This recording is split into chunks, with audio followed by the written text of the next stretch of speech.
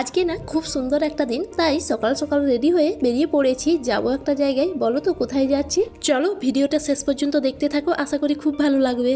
এরপর দেখো আমরা দোকান থেকে মিষ্টি নিয়ে নিয়েছি। এখন প্রায় সকাল 11টার মতন বাজে, কিন্তু রাস্তাঘাট দেখো একদম ফাঁকা। চলো তাহলে তোমাদের বলেই দিই আজকে কোথায় এসেছি। আজকে হচ্ছে সরস্বতী পুজো, আর এখানে একজনের বাড়িতে সরস্বতী পুজো হচ্ছে, আর আমরা না ওখানেই যাচ্ছি।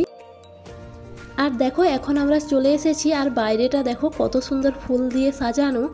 আর ভেতরে ঢোকার সাথে সাথে মা সরস্বতীকে দর্শন করে প্রণাম করে নিলাম। কিন্তু পুজো শুরু হয়নি, ঠাকুর মশাই সবেমাত্র সব জিনিসপত্র আয়োজন করছেন। আর দেখো মায়ের কাছে ডেকোরেশনটাও কিন্তু খুব সুন্দরভাবে করেছে।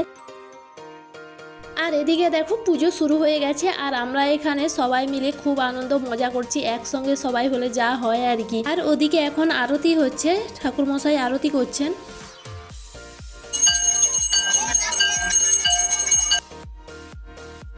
পুজো কমপ্লিট হয়ে গেছে, এখন কিন্তু পুষ্পাঞ্জলি দেওয়ার পালা। দেখো সবাই হাতে হাতে করে ফুল নিয়ে নিচ্ছি, এখন পুষ্পাঞ্জলি দেব। পুষ্পাঞ্জলি দেওয়া আমাদের কমপ্লিট হয়ে গেছে, এখন সবাই প্রণাম করছে। দেখো আমরা ওখানে প্রণাম করে নিলাম। আর দেখো বাচ্চা থেকে বুড়ো সবাই কিন্তু আমরা খুব মজা করেছি।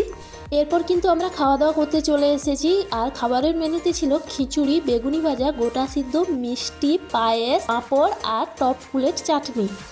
আর তোমরা কারা কারা সরস্বতী পুজোর দিন খিচুড়ির সাথে গোটা সিদ্ধ এই তরকারিটা খেয়েছো অবশ্যই কমেন্টে জানিও তো।